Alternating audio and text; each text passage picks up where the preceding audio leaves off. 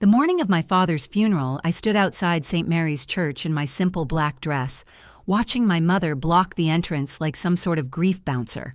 She wore a designer suit that cost more than Dad's monthly medical bills, and her perfectly manicured finger pointed at me as she announced to arriving guests, "Monica is dead to this family too, just like her father. She's not welcome here." I'm Monica Rangel, 32 years old, and apparently I just got uninvited to the funeral I planned, organized, and paid for. Before I continue, if you're watching this with your morning coffee or late-night tea, please hit that like button and let me know in the comments where you're watching from and what time it is there. Your support means the world to me, and I promise this story gets even more unbelievable. 3 years ago, I was a senior marketing executive at a Fortune 500 company, living in a downtown loft, traveling the world for conferences. Then, Dad called. The cancer diagnosis came on a Tuesday. Funny how life-changing moments always seem to happen on the most ordinary days. While my brother Jason was too busy with his investment banking career, and my sister Patricia was building her lifestyle influencer brand in Miami, I moved back home. I converted our dining room into a medical care station, learned to administer IV medications, and held Dad's hand through 37 rounds of chemotherapy. My mother, Elizabeth, spent those 3 years redecorating the house and planning European vacations she'd take when this whole thing was over. She treated Dad's illness like an inconvenient home renovation project that was taking too long. She'd walk past his room without stopping, complaining about the medical smell while I was changing his bedpans. The woman who promised to love him in sickness and in health couldn't even bring him a glass of water. The real kicker? Every Sunday, she'd FaceTime Jason and Patricia, cooing about how much she missed her precious babies, while I sat exhausted in the next room, having not slept for 48 hours straight. She'd send them money for their struggles. Jason needed a new Rolex for client meetings. Patricia required a better camera for her Instagram posts about living authentically. Meanwhile, I was using my savings to pay for Dad's medications that insurance wouldn't cover. 2 weeks before Dad passed, something strange happened. He suddenly seemed more at peace, even smiled when the lawyer visited. I thought he was just getting his affairs in order, making sure Mom would be taken care of. He held my hand that night and said, "Monica, sweetheart, sometimes the best gifts come in the ugliest wrapping paper. Remember that." I thought it was the morphine talking. Now, standing outside the church, watching my mother tell the gathering crowd how I was a disappointment and had manipulated a dying man, I noticed something odd. Our family lawyer, Mr. Henderson, sat in his car across the street, watching everything unfold.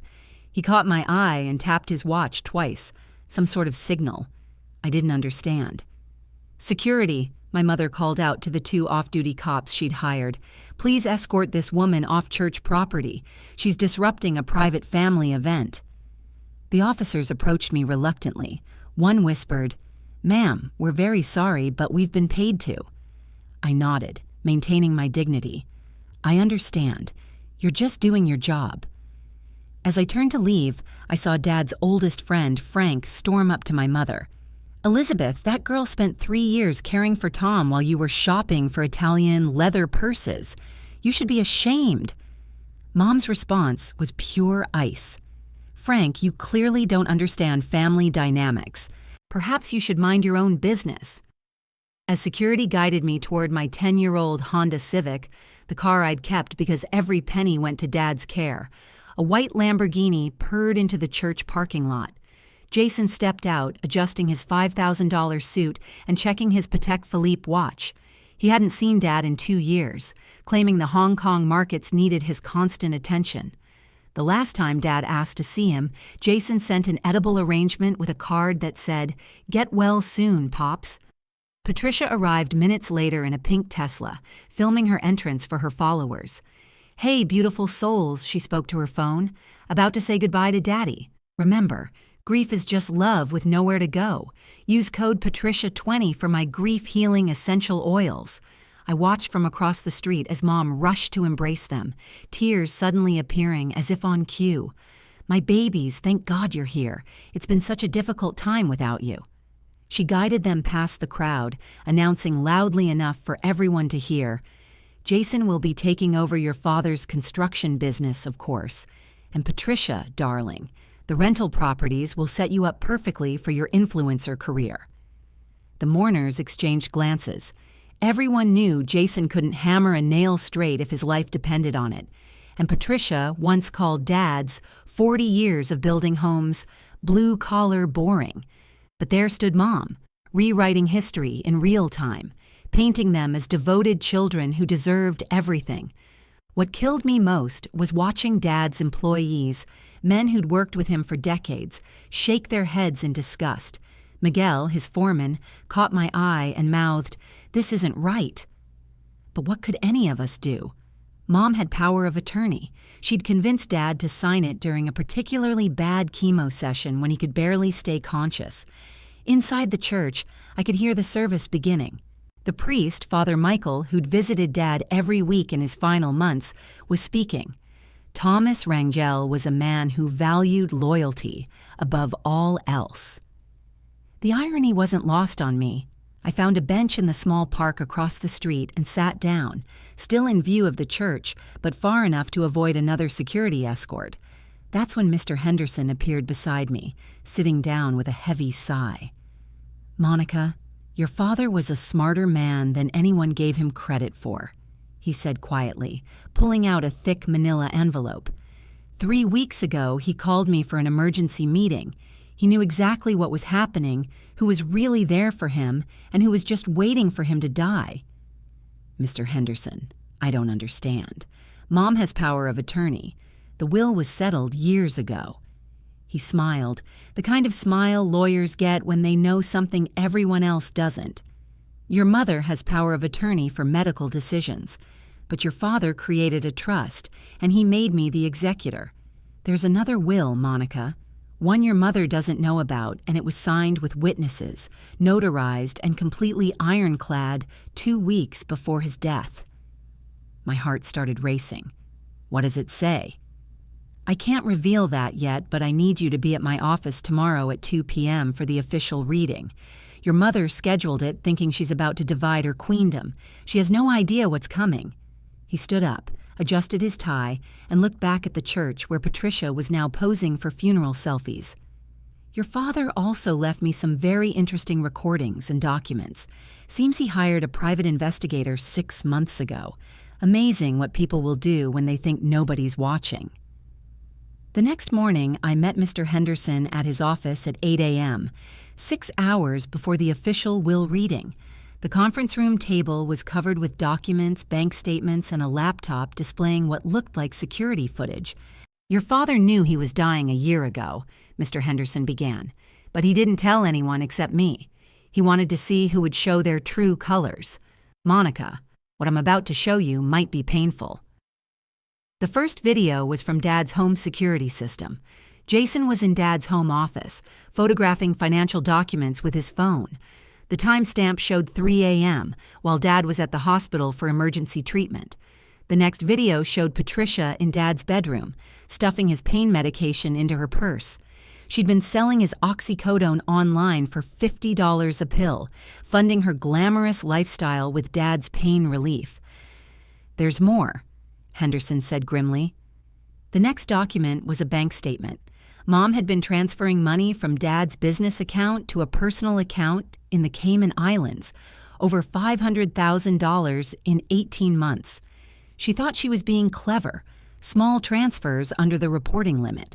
But your father's PI documented everything. I felt sick. While I was stretching every dollar to buy Dad's medications, holding fundraisers for his treatment, they were robbing him blind. Why didn't he stop them? He wanted to see if they'd have a change of heart. He kept hoping until the very end. But 2 weeks before he passed, when none of them visited him on his birthday, the last birthday he'd ever have, he called me. He said, "Jim, it's time to protect the one who actually loves me." Henderson pulled out another folder. "Your father knew you paid $73,000 of your own money for his care. He knew you gave up a promotion that would have required relocating.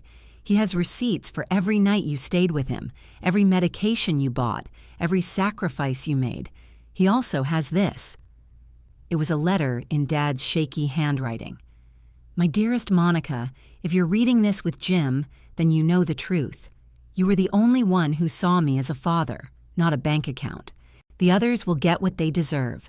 And you, my angel, will get what you've earned, not through greed, but through love." Friends, if you're finding value in this story, please take just a moment to subscribe to the channel and hit that like button. It truly helps me share these stories with more people, and your support keeps me going. Henderson continued, "Here's what's going to happen. Your mother thinks the will reading is a formality. She's already promised Jason the business and Patricia the properties. She's even put a deposit on a condo in Monaco for herself. They have no idea about the trust, the second will, or the conditions your father put in place." Conditions? Your father included a morality clause. If any beneficiary can be proven to have acted against his interests, theft, neglect, or abuse, they forfeit their inheritance. And we have the proof right here. What should I do? Show up looking defeated. Let them think they've won. Your father wanted them to show their true colors one more time in front of witnesses. There will be 3 other lawyers present, a court reporter and security. Oh, and your father arranged for something special. A journalist from the Tribune will be there. Apparently, your father gave him an exclusive story about family, loyalty, and justice. It publishes tomorrow, regardless of what happens today. I arrived at Henderson's office at 2:15 p.m., deliberately late and wearing my oldest black dress. I'd even messed up my hair a bit and skipped makeup. If they wanted to see me as the pathetic daughter, I'd give them exactly that image. The conference room was already full. Mom sat at the head of the table like a queen holding court, flanked by Jason and Patricia. Jason was on his phone, probably checking Hong Kong markets or whatever excuse he used these days. Patricia was live streaming, though she'd promised to turn it off once the reading began. Legal stuff is so boring, beautiful souls, but I'll update you on my grief journey later. "Nice of you to finally show up," Mom said coldly, "though I don't know why you bothered. Thomas left his wishes very clear years ago." I took the only remaining seat in the corner by the door and noticed things Mom hadn't. 3 lawyers I didn't recognize sat along the wall.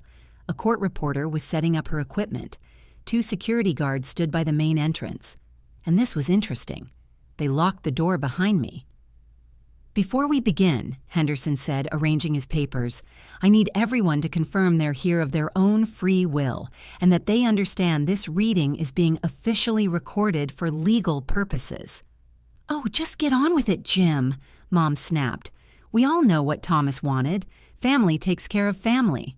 Patricia giggled. "Exactly. Daddy always said blood is thicker than water." Funny, I couldn't remember her ever calling him Daddy when he was alive. It was always your father when she needed money. Jason finally looked up from his phone. "Can we speed this up? I have a conference call with Tokyo in an hour." "Of course," Henderson said mildly. "Let's begin with the will of Thomas Andrew Rangel, dated 18 days ago." The room went silent. Mom's face changed color like a mood ring, shifting from smug satisfaction to confusion to rage. 18 days. That's impossible. Thomas was barely conscious 18 days ago. "I assure you, Mrs. Rangel, your husband was quite lucid when he signed this. We have 3 witnesses, including Dr. Martinez, who can attest to his mental clarity. Should I continue?" Mom sputtered, but Jason held up his hand. "Let him read it, Mom. I'm sure it's just some minor amendments. Dad probably wanted to leave Monica his book collection or something." He smirked at me, and I had to bite my tongue to stay in character as the defeated daughter. Henderson cleared his throat. "I, Thomas Andrew Rangel, being of sound mind and body, do hereby declare this to be my last will and testament, superseding all previous wills and codicils. The first bequest," he continued, reading slowly and clearly, "to my son, Jason Michael Rangel, I leave the sum of $1 to be paid in quarters so he can finally learn the value of money he never earned." Jason's phone clattered to the table. What? To my daughter, Patricia Ann Rangel, I leave the sum of $1 to be paid in pennies, one for every time she visited me in my final year.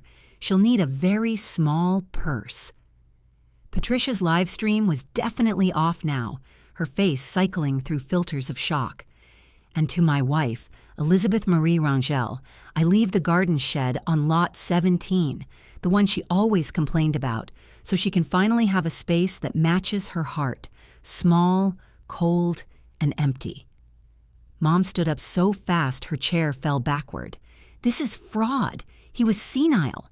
I have power of attorney. Henderson held up his hand. Please, Mrs. Rangel, let me finish. There are conditions to even these small bequests. The will states that these inheritances are contingent upon each person proving they acted in Thomas's best interests during his illness. We will now review the evidence. The security guards moved closer to the doors. The court reporter's fingers flew over her keys, and in the corner, I noticed the Tribune journalist, a young woman with sharp eyes, taking notes furiously. Henderson opened his laptop. Shall we begin with January 15th, when Jason accessed Thomas's home office without permission? Henderson clicked play on the laptop, and the conference room's large screen flickered to life. There was Jason, clear as day, photographing Dad's financial documents at 3:17 a.m. The security camera caught every angle as he methodically went through private files, even taking pictures of Dad's social security card and bank routing numbers. That's fake, Jason stammered, his Hong Kong conference call suddenly forgotten. I was checking on Dad's finances to help. At 3 a.m., while your father was in the emergency room? Henderson clicked to the next file. This is a record from Hong Kong First International Bank, showing a wire transfer attempt using your father's information. It was flagged and stopped, but the IP address traces back to your apartment. Jason's face went from red to white. I want my lawyer. You're welcome to call them, Henderson said calmly, but this is just a will reading, not a criminal proceeding. Yet.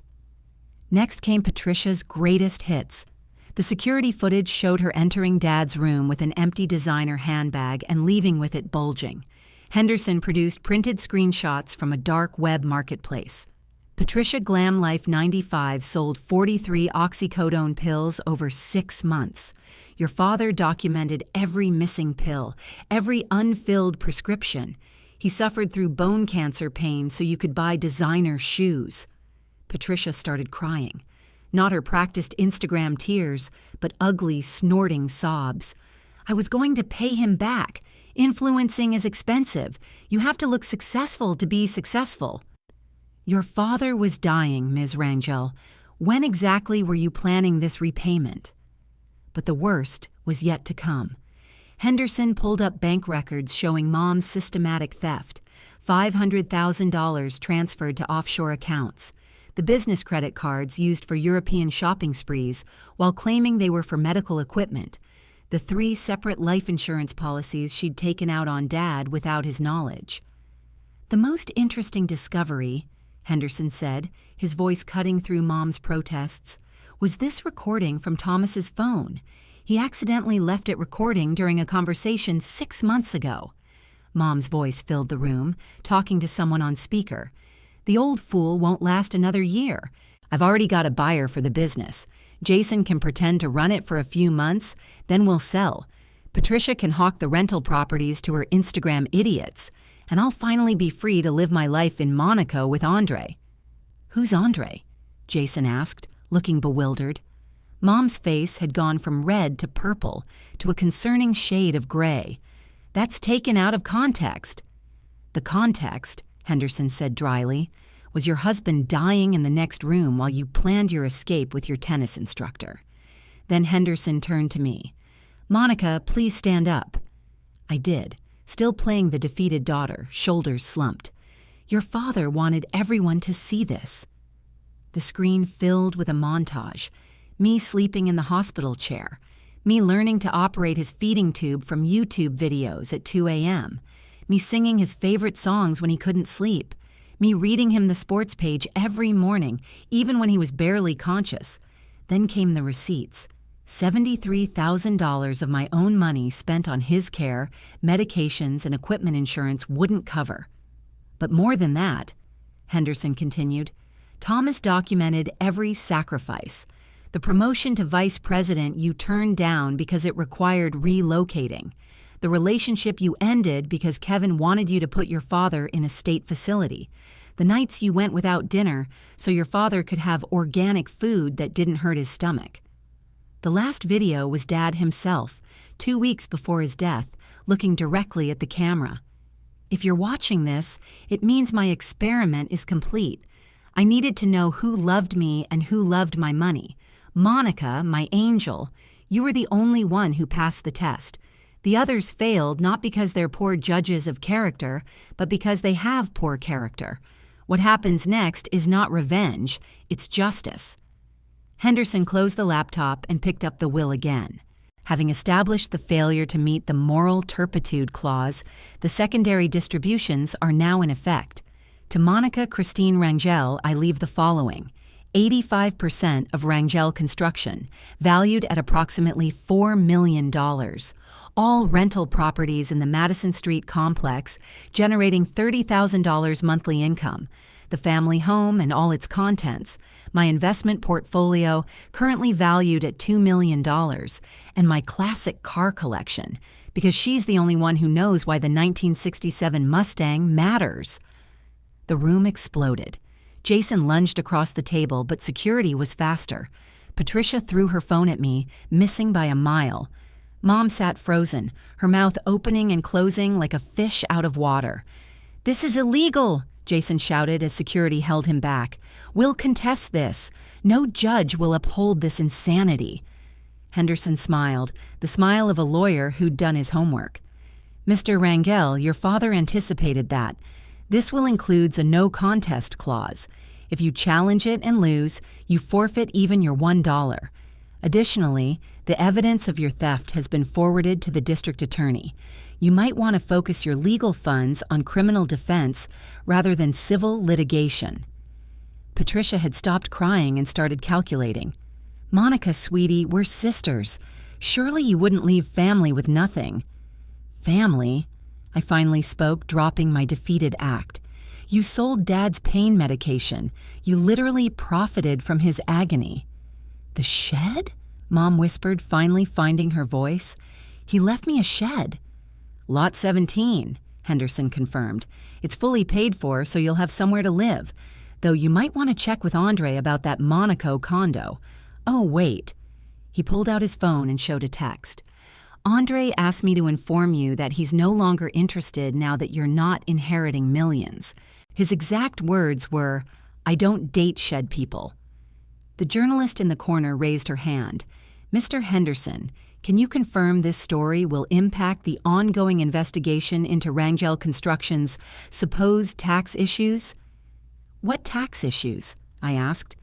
"The ones your mother reported to the IRS, hoping to devalue the company before selling it. Don't worry. Thomas kept impeccable records. The audit will actually show you're owed a significant refund." Mom stood up, gathering her purse with shaking hands. "You haven't won anything, Monica. You're alone. You'll always be alone. Who would want someone who turns on their own family?" "Thomas would," Henderson said quietly. "In fact, he left Monica one more thing." He handed me a small box. Inside was Dad's wedding ring. Not the one Mom had bought him, but his father's, the one he'd worn before Mom made him upgrade. "He wanted you to know that real love doesn't come with conditions or price tags." "He also left you this." Henderson handed me a larger envelope. Letters. One for each birthday, holiday, and anniversary for the next 10 years. He spent his last weeks writing them so you'd never feel alone. Security escorted my family out one by one. Jason was on his phone with his lawyer. Patricia was trying to salvage her live stream reputation, and Mom walked like a zombie, her perfect world shattered. The Tribune article hit the next morning with the headline, "Love versus Greed, How One Daughter's Devotion Exposed a Family's Betrayal."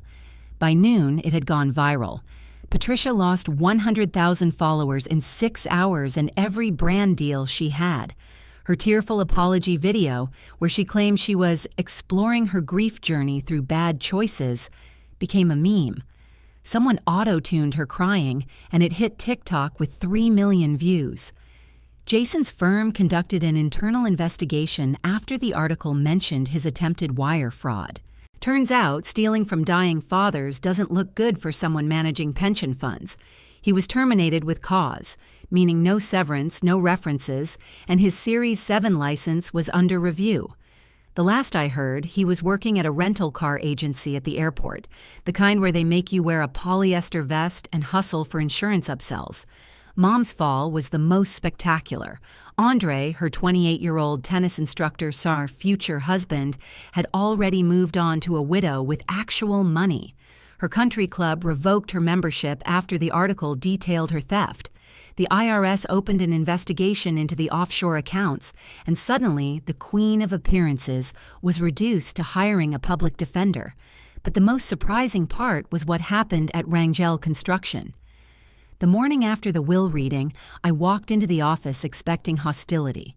Instead, Miguel and the crew were standing in the parking lot with coffee and donuts.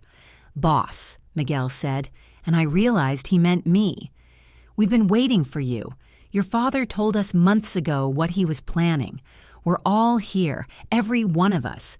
You've got 43 employees who watched you take care of him, and we're ready to take care of you." Dad's secretary, Donna, handed me a folder. "Your father had you shadow running this company for 2 years without you knowing it. Every suggestion you made, every problem you solved for him, he implemented it all. You've been the real boss for a while now." Within a month, we landed the biggest contract in company history, renovating the children's hospital where Dad received treatment. I donated a wing in his name and made sure it included a family room where caregivers could sleep comfortably, eat decent meals, and shower without leaving their loved ones. The rental properties became interesting. I discovered Dad had been undercharging several tenants, a teacher, a social worker, a single mom going to nursing school. Mom had planned to evict them all for market-rate renters. Instead, I kept Dad's rates and added a program where tenants could earn rent credits by volunteering at local charities. Patricia actually applied to rent one of the units. I had my property manager send her a rejection letter on her own Instagram-branded stationery. Petty? Maybe. Satisfying? Absolutely. The shed situation became legendary in our town. Mom had to move into it after the IRS froze her accounts. It had electricity and plumbing, barely, but no heat or air conditioning. She put up curtains, but everyone knew. The woman who'd spent $500 on anti-aging cream now lived in a glorified tool storage unit. The local news did a feature on riches to rags and accidentally caught her in the background, carrying groceries to her shed in the rain. 1 year later, I sat in Dad's office, my office now, reading his anniversary letter. His handwriting was shaky, but his words were clear. "My dearest Monica, if you're reading this, it's been a year since I left. I hope the others have learned their lessons, though I doubt it. People who value money over meaning rarely change. But you, sweetheart, you were never about the money. You were about the moments. The Tuesday afternoons watching baseball, the terrible hospital jello we'd rate like fine wine, the way you'd sing off-key to make me laugh. That's what inheritance really means, not passing down wealth, but passing down worth." I was wiping my eyes when Donna knocked. "Monica, there's someone here to see you." A young woman stepped into the room, no older than 25, holding a diploma with both hands as if she was afraid to drop it. "You don't know me," she said quietly, "but your father paid for my nursing degree. I was his aide during the first year. He found out I couldn't afford school, and he created a scholarship, in secret." She swallowed. "I just graduated, and I wanted you to know.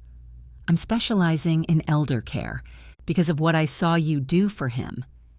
After she left, I didn't sit down. I didn't cry. I got in the car and drove straight to the cemetery. Dad's grave was the only one with fresh flowers. It always was. I came every week. Mom, Jason, and Patricia had never come. Not once. "Hey, Dad," I said, sitting on the bench he'd bought years earlier, like he already knew we'd need it. Quick update. Jason got promoted. Shift manager at Hertz. He wears a name tag now. I smiled. Patricia's selling vitamin supplements on Facebook.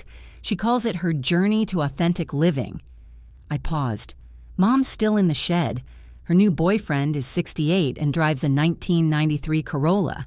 She probably thought it was a classic. I laughed quietly because I knew he would have loved the irony. The company's doing well, I went on. We're hiring veterans, training kids aging out of foster care. The hospital wing opened last month. They named it after you, just like you hoped, even if you never said it out loud. The wind moved through the trees, that soft rustling that makes you wonder if someone is listening.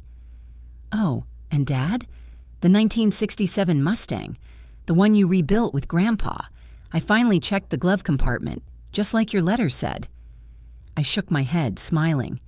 The deed to the beach house in Maine, the one where you proposed to Mom, before everything changed. I took a breath. I'm turning it into a respite home. 3 weeks for caregivers taking care of dying parents. Because that's what inheritance really is, right? Not what someone leaves behind, but what they believed in. I stood, then turned back. I'm not alone, I told him. Turns out, when you choose love over money, the right people find you. Miguel and his wife invite me for Sunday dinners. Donna's teaching me to knit. Badly. I smiled. And that doctor who witnessed your will? We're getting coffee next week. He says anyone who gives up everything to care for someone is worth knowing. The sun broke through the clouds, warming my face. Mom always said I inherited nothing from her. No beauty, no charm, no business sense. She was right. Everything that mattered came from you. Loyalty, love, and the understanding that the best revenge isn't living well. It's living right. As I walked back to the Mustang, my phone buzzed. The lawyer. Monica, your mother's asking if she can have one of your father's old coats. The shed gets cold. What should I tell her? I thought about forgiveness, about being better than our worst moments. Then I remembered the funeral, her voice, telling everyone I was dead to the family. Send her the coat, I texted back. The one with holes in the pockets. She always said Dad never held on to money anyway. Because that's the truth about inheritance. It's not just what you receive, it's what you choose to give. The Mustang started on the first try like it knew. Home. To the house where Dad taught me that money can be lost, stolen, or wasted. But love? Love compounds interest in ways no bank ever could. And somewhere, maybe, Dad was watching. Not because the greedy were punished, but because the grateful carried his legacy forward. $1 to the thieves. Everything else to the one who would have been happy with nothing but his old baseball cards and one more Tuesday afternoon together. That was the real will he left me. Not papers, not property. Proof that love is the only inheritance that ever truly lasts.